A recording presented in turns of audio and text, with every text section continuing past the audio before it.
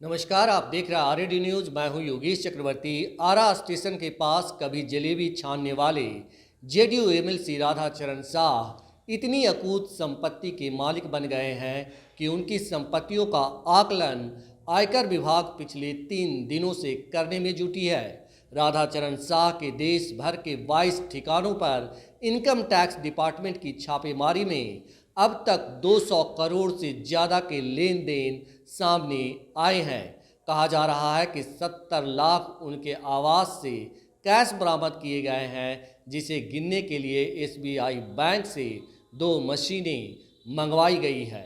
आखिर जलेबी छानने वाला इतनी संपत्तियों का मालिक कैसे बना, पूरी कहानी बताएंगे। बस बने रहिए हमारे साथ। कहानी की शुरुआत होती है 70 के दशक से।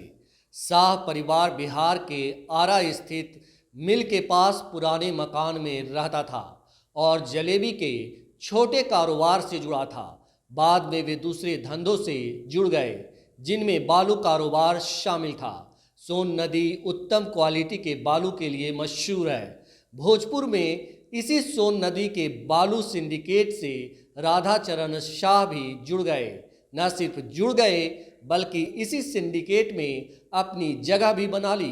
कहा जा रहा है कि उनकी कमाई बालू का कारोबार करते हुए इतनी ज़्यादा बढ़ गई कि आज उनके पास कई होटल, रिसोर्ट, फार्म हाउस समेत कई शहरों में मकान और ज़मीन के मालिक बन गए। इसके साथ ही शाह भोजपुर जिले में सेठ जी के नाम से मशहूर हो गए। इसके बाद शाह के राजनीतिक सफर की शुरुआत हुई। जैसा कि आप सभी जानते हैं कि राधाचरण शाह दूसरी बार एमएलसी चुने गए हैं। इस बार 2022 में वे जेडीयू समर्थित एनडीए उम्मीदवार थे। उन्होंने आरजेडी समर्थित उम्मीदवार अनिल सम्राट को हराया था। वे पहली बार 2016 में आरा बक्सर त्रिस्तरीय निकाय चुनाव क्षेत्र से आरजेडी समर्थित उम्मीदवार के तौर पर एमएलसी चुने गए थे। तब उन्होंने हुलास पांडे को हराया था और वे पहली बार विधान परिषद पहुंचने में कामयाब हुए थे। हालांकि कार्यकाल पूरा होने से कुछ समय पहले आरजेडी एमएलसी में टूट हो गई और वे जेडीयू में शामिल हो गए। कहा जाता है कि 2016 में आरजेडी के पूर्व नेता प्रभुनाथ सिंह ने उनकी जीत में अहम भूमिका निभाई थी और अपने समाज का वोट ट्रांसफ़र कराने में उन्होंने जी जान एक कर दिया था।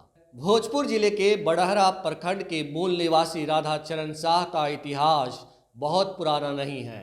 राजनीति में आने से पहले 1970 के दशक में राधाचरण शाह आरा रेलवे स्टेशन के पास जलेबी की दुकान चलाया करते थे। जानकारी के मुताबिक राधाचरण शाह ठीक से पढ़े लिखे भी नहीं हैं।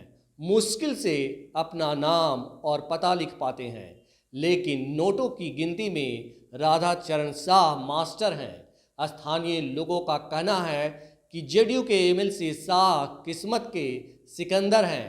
उन्होंने जिस किसी धंधे में हाथ डाला, वहां से रुपये की बारिश होने लगी।